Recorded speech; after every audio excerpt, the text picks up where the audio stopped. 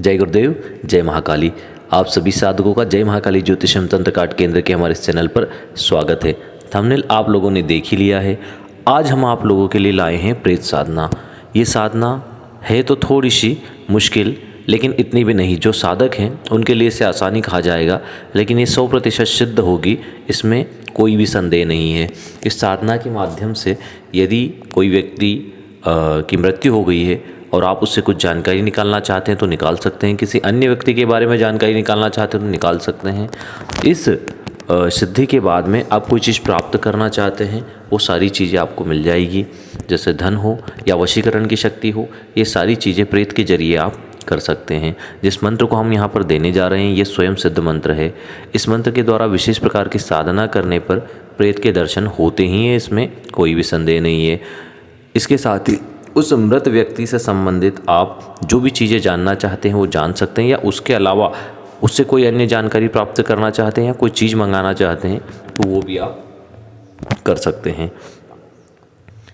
जो अपने जीवन काल में कोई चीज़ें न बता सका हो, चाहे वो स्वयं प्रेत जिसकी आप साधना कर रहे हैं या फिर उसके अलावा कोई और, तो उसकी भी आप डिटेल इससे ले सकते हैं। अब इस साधना को किस प्रकार की जा सकती है उसे ध्यान से सुनें। जिस दिन किसी व्यक्ति का अंतिम संस्कार किया जाता है उसी दिन सायंकाल में उसकी चिता की किसी अधजली लकड़ी को चावल से अभिमंत्रित करें। अब चावल से कैसे अभिमंत्रित करना है? आपको केवल चावल लेके जाना है और उसे निमंत्रण देना है कि मैं आपकी साधना कर रहा हूँ, मुझे आपकी आवश्यकता है, आप मेरे साथ चलें। इस प्रकार से उसकी चिता पर चावल डाल देना है और वहाँ से अधजली लकड़ी को ले आना है। लेकिन देखिए, इसमें कुछ प्रोसेस होती है। जब आप शमशान में जाते हैं तो 3 नारियल, 3 मिठाई, 2-2 जोड़ी, 3 जोड़ी लौंग और सिंदूर, नींबू, ये सारी चीज़ें एक शमशान भैरव, एक शमशान भैरवी और एक शमशान महाकाली के नाम से चढ़ाएं।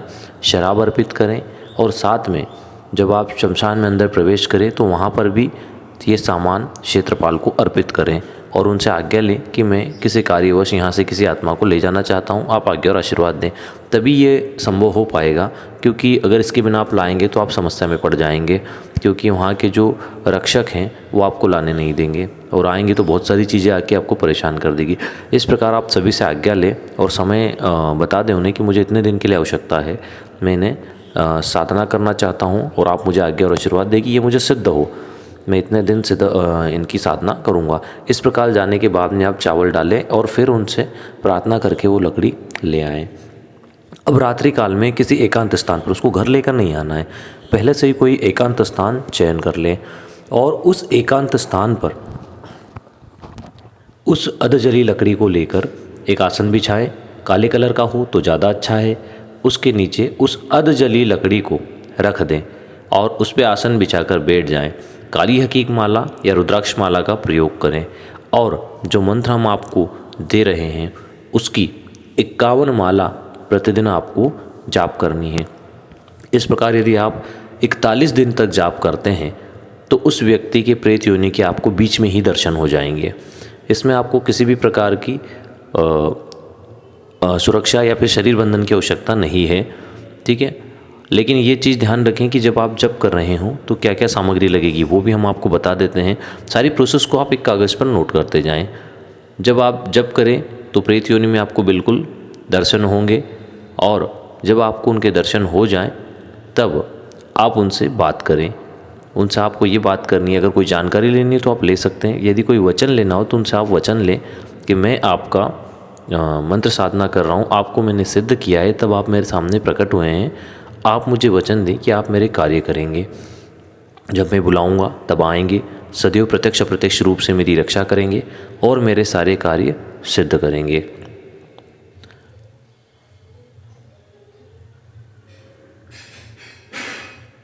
जब कई बार ऐसा होता है कि प्रेत सामने प्रकट हो जाते हैं लेकिन बात नहीं करते, तब आप उन्हें हनुमान जी की आण दे सकते हैं, हनुमान जी की कसम दे सकते हैं।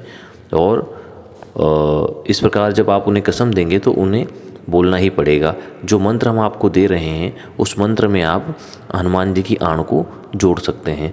जब इसको आप जोड़ देंगे तो वो आपसे बात भी करेगा और वचन भी देगा। अब आप उस मंत्र को सुनें। हाल मरे आज दिखे जो न दिखे तो घोर नरक कुंड में गिरे आन प्रेत राज की। ये मंत्र है।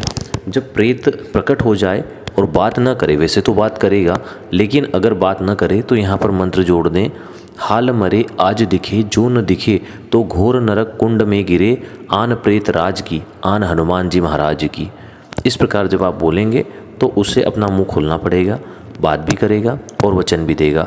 अब इसकी प्रक्रिया को समझें।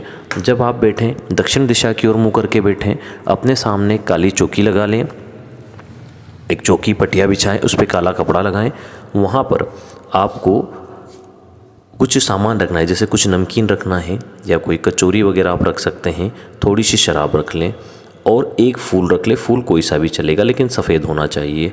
ये चीज़ें आप वहाँ पर रखें और जब प्रेत आपके सामने प्रकट हो तब तो उसको सामने से देना ही है, लेकिन जब आप डेली इसकी पूजा करके उठे तो वो सारी सामग्री वहाँ से उठा के जिस प्रेत की आप साधना कर रहे हैं उसके नाम से आप घर के बाहर कहीं पर भी रख दें। प्रेत के ही नाम से रखना है, मतलब कोई विशेष का नाम नहीं बोलना है। और अगर आप किसी व्यक्ति विशेष जो जिसका अंतिम संस्कार हुआ है उसके बारे में आपको डिटेल है तो आप उसके नाम से वो चीज़ें रख सकते हैं, या फिर इसमें आपको अगर उसकी पूरी डिटेल है तो उसके पसंद की कोई चीज़ है तो वो भी आप वहाँ पर रख सकते हैं। इससे वो जल्दी अट्रैक्ट होता है। ये साधना बहुत बहुत ही ज़्यादा प्रचलन में है। इसका ज़्यादातर प्रयोग जो होता है वो मध्य प्रदेश, बिहार और राजस्थान बॉर्डर पे जो बस्तियां हैं वहाँ पर इसका सबसे ज़्यादा प्रयोग होता है।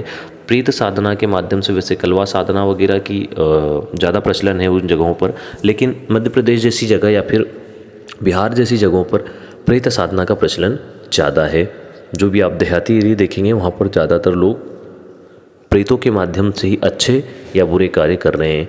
बुरे कार्य करने वालों की दुर्गति बुरी ही होती है, इसमें कोई संदेह नहीं है।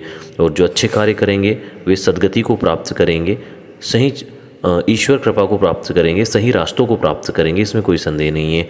तो आप कोई भी साधना करें, अपना लक्ष्य सदैव सही रखें, गलत राह पर ना जाएं, ना ही गलत कार्य करें, क्योंकि इनके परिणाम भी गलत ही होते हैं। तत्काल आपको शांति ज़रूर मिलेगी कि आपने किसी का नुकसान कर दिया या किसी को वश में कर लिया या आपने कहीं से धन बुला लिया, लेकिन चीज़ें हैं कि इनके लॉन्ग टर्म जो रिज़ल्ट होते हैं वो अच्छे नहीं होते, क्योंकि किसी का कर्ज नहीं लेना चाहिए, किसी का नुकसान नहीं करना चाहिए। हाँ, इसके जरिए आप लोगों का ट्रीटमेंट कर सकते हैं, उससे आप पैसे लें, उसमें कोई दिक्कत नहीं।